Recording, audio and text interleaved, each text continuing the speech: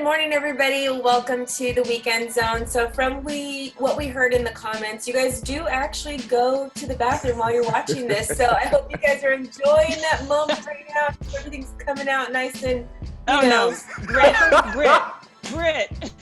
too much. Yes. No, coach them. Go ahead. Yeah. This is what we do. I'm your girl, Britt Johnson.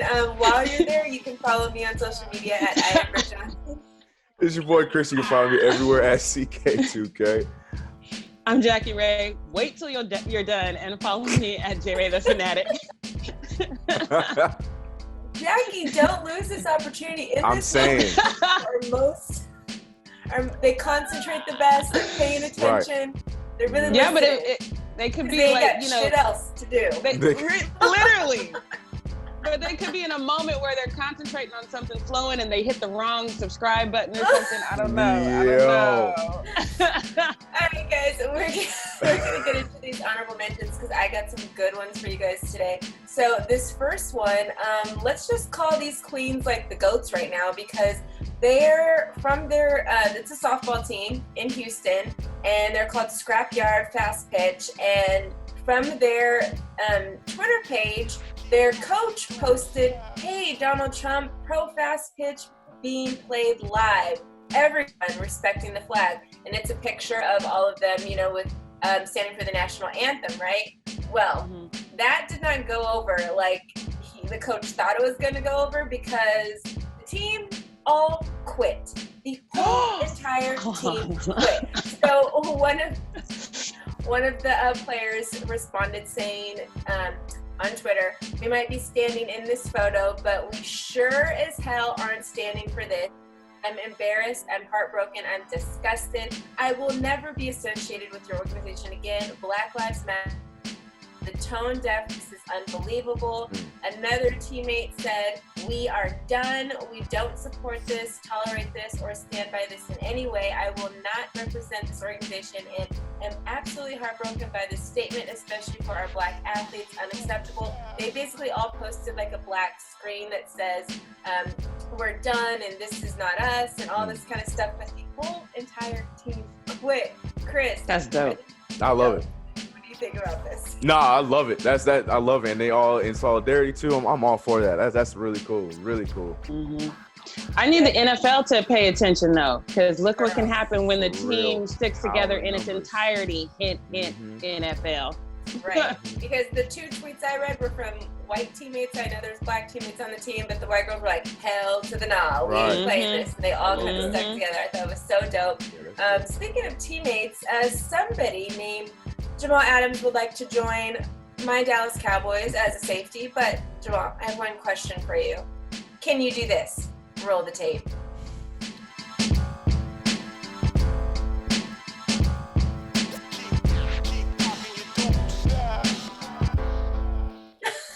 Oh my gosh, that is life. So he's just minding his business at his home, riding around in his scooter, and I feel like the Bears were actually more frightened than he was. Yeah. Technically, like the Bears ran away a little quicker than he did. But Jamal, if you can't do, have you gone up against a bear before? That's the question.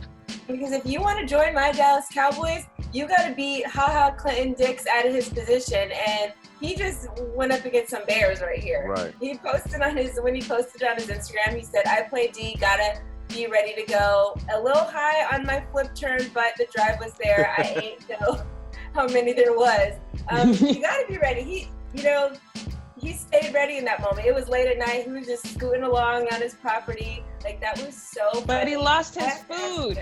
He did. He lost his food, it fell off the scooter. Like, no. And the Bears didn't even come back for it. The Bears were like, it ain't worth it. Let's go. He didn't either. He was like, I don't know. I'm just going to let that rest out there for tonight, I just love the irony of the entire situation. You think he would be prepared for Bears since he played for the Bears this last season. I was a little surprised by that, but dang. That's cartoon bears and real bears are not the same, Chris. Go against Bears. They were on right. Yeah, he was on the same team. Right. All right.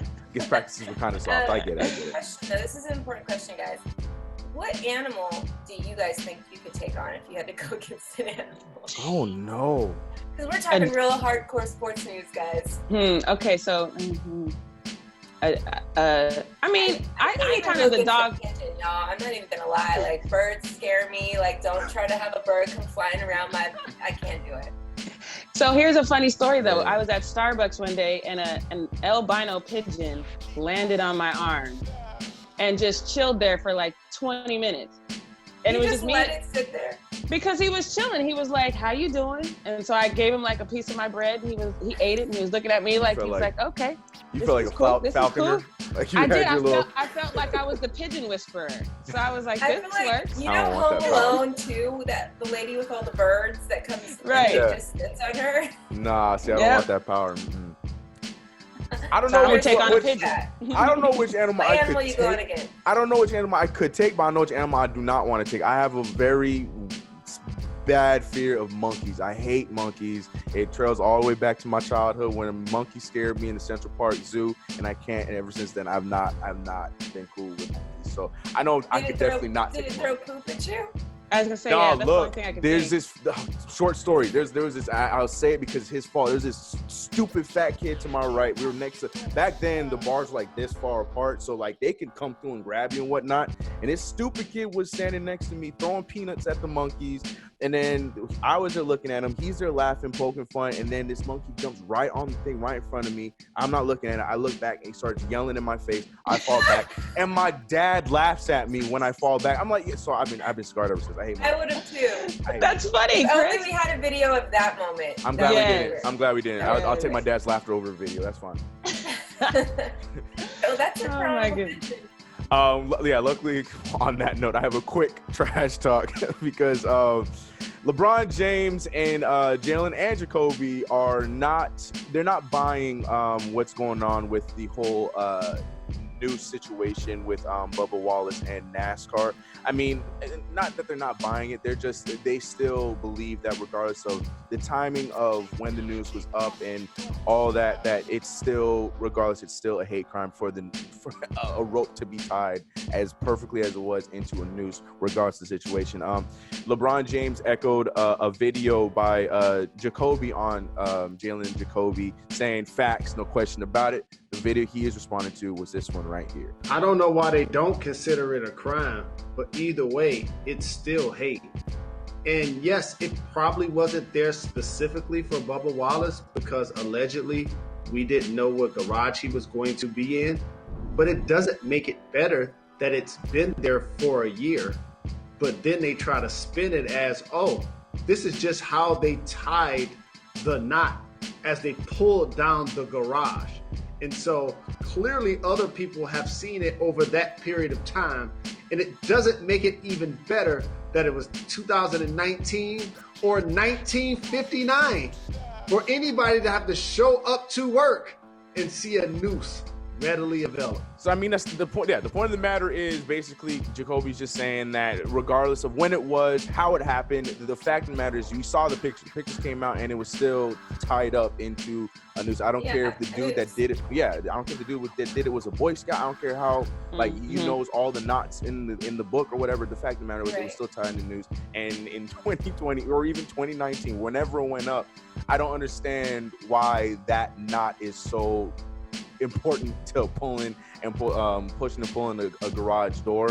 So I think regardless of the situation, it was not a good look. I mean, Bubba was still racing at that time too, so who knows if there was some underlying hate. Then I know it wasn't like planned that it was going to be for Bubba, but you never know because within the sport, it just wasn't, a predominantly black supported sport. So you don't know if there was like those little jabs and stuff that Bubba was dealing with behind the scenes, and that was probably directed for him before Bubba got the attention he got now. So there's just still so many questions around it that I'm not a fan of it. Just especially seeing the picture and seeing that it wasn't like an accidental, this was a full tied noose. So yeah, I'm with LeBron and definitely with Jacoby on this one. So that NASCAR got to figure that one out for sure. Still. But that's all you got for us today. That's all the trash talk I got for us. No. I was gonna say, all right, you guys. So as you see, I'm having a little technical difficulties, but it doesn't matter because I got two phones and I'm still gonna read these. I got two phones.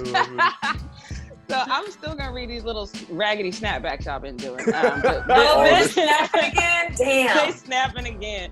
All right, so this one says, what happened to this channel? They used to get millions of views. And then somebody else, look, we got a whole thread of snaps on this one. Says, too political and less sports talk, just saying. And what sports you watching? And then somebody else says, I don't know. I fell off though. Like, isn't you personally fell off? But I don't understand what that last one meant. They're having a whole conversation. They're having a whole conversation. Keep doing that because that helps us. Actually. Right, that's what I'm saying. Exactly. Like, whatever works, guys. As long as you keep staying on the channel. Right. We don't need a lot. We just need some good quality ones. Yeah. So what's our saying? Headline? Can we do it? Yes. Yeah, that's not, they're not. Those ones aren't title. Are those title readers? We giving them title readers? Yeah, these are. This is another one from a title reader. Title reader. Because this one clearly didn't watch the video because it was about a LeVar tweet, and it says, so you made a video to cover a tweet taken out of context. For what though? Making LeVar look bad. Stop it. Yeah, it's a classic title reader. Title reader. Look, do we even have to say anything about the title reader? I'm not going to. Yeah, and I'm pretty sure that was from my video, the story I did. And I very clearly said in the story that what the comment was taken out of context. The tweet was taken out of context that LaMelo commented on. Yep. So we had to do that tweet because that's what LaMelo said. And then I was like, well, to be clear, they took it out of context, not us. So. Right. So this next one is just clearly someone had too much time on their hands, but I don't even think we have to get on this person because somebody had your back, Britt. Somebody said, Britt looks a little off here. And then Jump said, stop looking so hard then and just shut up. You're looking ain't like you owe. You're looking ain't like she's sick or something, and I'm worried, so just shut up. Also, I'm sorry for being rude. I'm just in a bad mood.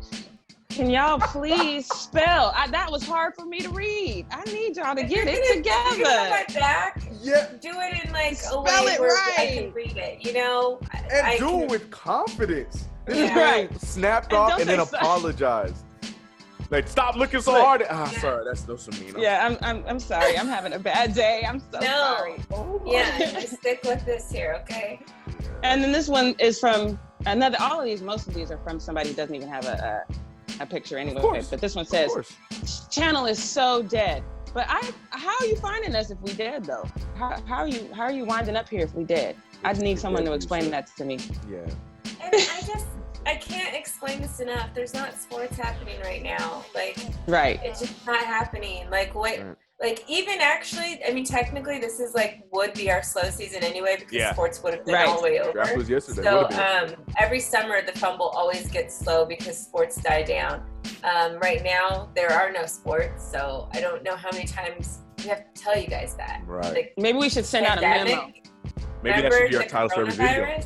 Right, on the beginning of every video, just so you know. Yeah. That's how we start every video. We're in a pandemic right now. Right. We need to have a little disclaimer at the end of every single video we do. Or no, and then we gotta put in the title because that's what I said. Put it in the title. Right, the title readers. The title reader. Yeah, no. Well, I appreciate the title every time now. Every time. Right. That's the title. All right, good. Snap. Yeah. Snaps are over. So we're going with our L's really quick, and mine goes to Jets, Jets, because nobody ever wants to stay there. Jamal Adams is the recent player that's trying to leave and get out of there and head to my Cowboys. He still has 2 years left on his contract. And what I've found very interesting is the Jets don't really have a lot of internal crazy issues, or they don't have any big scandals. People just don't like the Jets. That is so sad for a team to not have these huge scandals or be like the Browns, you know? People can leave the Browns every day, but people are trying to leave the Jets because of what exact reason? Just people don't like the Jets. It's just the Jets, and that is so unfortunate. So. I feel like they can't do anything to get people to like the Jets. It's so sad. So they get my L for the week. Yep.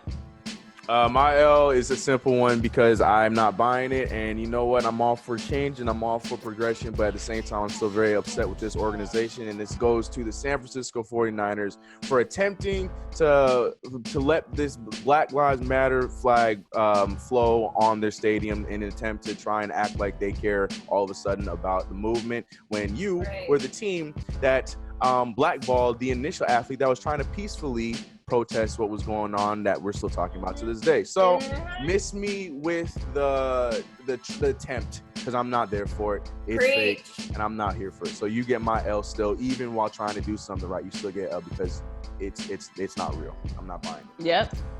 And so, like mine, because birds of a feather, Chris, I'm with you on that one. And that's why Drew Brees is getting my L, because you can't just all of a sudden, never in your whole entire existence, talk about an HBCU. And then you was real hard. You had a bass in your voice. You stuck your chest out when you said that whole flag thing the first time. But now you're like, oh, you know what? Now people don't like me. I think HBCUs are all right. No, boy, bye. You get the L from me. And I don't know if you're ever going to be able to change this with me. You're fired with me. I'm so sorry, Drew.